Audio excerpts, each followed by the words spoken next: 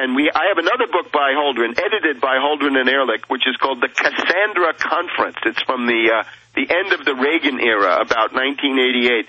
In the Cassandra Conference, which is it's like a symposium, and they put together articles, Cheryl Holdren has an essay where she praises to the skies Rachel Carson. All right, Rachel Carson, Silent Spring, 1962. This is the idea that DDT is going to kill all the animal life and plant life, the birds and the insects of the world, and therefore DDT has to be banned. If you wanted to say the biggest genocidalist action of the past 30 to 40 years, it's probably banning DDT, because this has led to tens of millions and very likely hundreds of millions of deaths in sub-Saharan Africa. And I've seen the reports, Webster, but I mean, Webster, you're most up on this. I don't have them in front of me. Is it true, because I've seen some of the scientific reports, that was a hoax and DDT wasn't hurting the animals? I think it's certainly a wild exaggeration of what these dangers might be. And then again, you've also got to, what's your value system? The advocacy of genocide is a Nuremberg crime, even if you say, well, this is being done in the name of the sparrows and the hummingbirds and the spotted owls and the... Yeah, it's killed hundreds of millions because they admit it kills 15 million a year from malaria because they've stopped using DDT. And that's over now 30 to 40 years. I think it's actually, the heyday of this stuff was in the early 70s. So, the other thing, of course, is that this character, Holdren, believes that the world is overpopulated. How much overpopulated? Now, it's a textbook, so he's citing different people, but you can see pretty much what he agrees with. He and the co-authors say, the optimum population of the world is 1 billion. Well, in 1977, the population of the world was 4 billion. So that meant that there were already 3 billion excess, useless eaters, people that had to be culled somehow at the time that Holdren was writing. So he wants a 75% reduction. At that time. Now, more recently, we've had this co-thinker, somebody who's part of the same clique. He's mentioned in the textbook. He writes in these anthologies that are edited by Holdren and Ehrlich. David Pimentel, I think of Cornell, has said that the optimum population might go as high as 2 billion. Well, that means today we've still got 4 billion useless eaters. Now, you put that together with cap and trade, right? Cap and trade would at least double, maybe triple, quadruple the export price of U.S. grain to the developing countries. And they brag and rub their hands together in publications saying this is going to wipe people out. I mean, these are, somebody in a Nazi uniform people would run from. But as long as it's a liberal in Birkenstocks going, people are like, oh, kill me, it's so liberal. And these people are actually operating on a smaller scale because, Hitler is this is a genocide on a continental base, whereas what these people are contemplating is indeed a worldwide genocide, where the numbers, as we can see, are much larger. So 4 billion excessive, and if you go to cap and trade, you've got about 1 billion people who are living on the verge of starvation right now. You could wipe out, a large part of that billion, or maybe even all of it.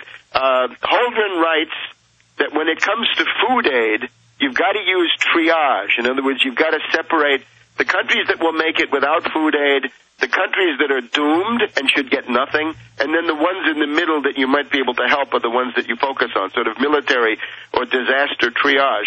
And that's the rationale. You just write off a third of the people and say we're going to kill them as if it's loving, because it's the same argument of don't have 2 kids, have 1 and give them twice the attention. Well, yes, although what he wants to do is... Well, he uses that in here about only having 1 kid, but go ahead. Yes, he absolutely wants to limit family size with totalitarian rules. He says Bangladesh. Now, Bangladesh is at least 200 million, or it's a large population, 100 million perhaps. Bangladesh, he says, is a country that should be triaged. In other words, Bangladesh, go and die. We've got to call this to the attention of the Bangladesh ambassador. He also says India, which is at that point 700 or 800 million and now a billion and more, that India may be a candidate for triage under this planetary system. So who enforces this? He says it's time to create a planetary regime. So a supranational world government run by ecological fanatics and Malthusian genocidalists. The planetary regime would take under its control the world ecosphere, and in particular what he calls the global commons. The global commons would mean the atmosphere, the oceans, and the soil. So the planetary regime would override national sovereignty and impose the rules on the global commons, and it would set an optimum world population. So the optimum world population, as we've heard, is somewhere between 1 billion and 2 billion, and that won't increase, right? That's unlikely to get very much higher. So the thrust of this entire thing is that world population growth must be stopped, and in the middle of that, we see the old imperialist program. Don't allow the industrial development and the technological advancement of the third world, of the less developed countries, the developing countries, again, sub-Saharan Africa, South Asia, the poorer parts of Latin America. And Webster, this is in the 1949 Royal Commission by the British, where they don't even say it's for the earth. They say we're going to freeze development in the third world. That'll make their population explode, but we'll just then exterminate those as they grow up. If we really wanted to cut population growth, we would develop them, but we're not going to do that. So even though they want to kill the brown people, they still hate them so much, they let that people bomb kind of keep them down at the level they're at instead of developing them, and then they'd start dying like the West. So it's almost a schizophrenic model with these people, and you've got Holdren and Ehrlich, George Bush Sr.'s buddy, packaging this eugenics as loving and liberal. These really are some sickening people. Again, it's genocide. These are high crimes against humanity, Nuremberg crimes. One of the things that Holdren and Ehrlich are based on is the limits to growth. Another crackpot study, totally discredited, by Meadows and Forrester, 1972, I believe, which says at the rate of depletion of natural resources, world society will collapse in the early part of the current century, more or less where we are now. Now, it turns out that there are greater reserves of just about all forms of resource that they mention in Sure. So, Webster, let me stop you. They financed the fake peak oil system. Believe me, my family's in petroleum, as petroleum geologists and others. It's all made up, all lies. But the issue is they're actually manifesting their fraud with Discovery Channel, History Channel, Houston TV shows, saying the oceans are going to melt. We're all dead. They say polar bears can't swim, lying. They show the ice caps getting smaller in the summer, as they always do, and say that that's new. And they say that they're going to institute war, famine, and destruction, as State Department Memorandum 200 states they would, and then tell us it's the global warming doing it. And they say, whenever there's a hurricane, say it was this.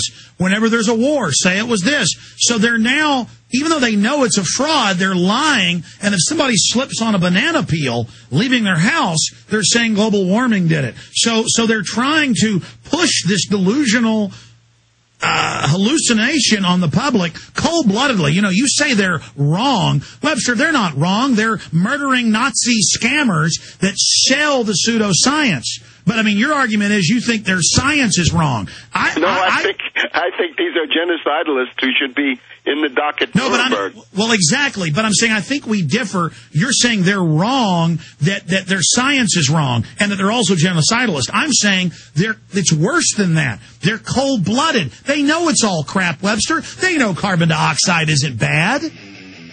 Yeah, certainly. But I don't think there's any disagreement at all on this stuff. Good.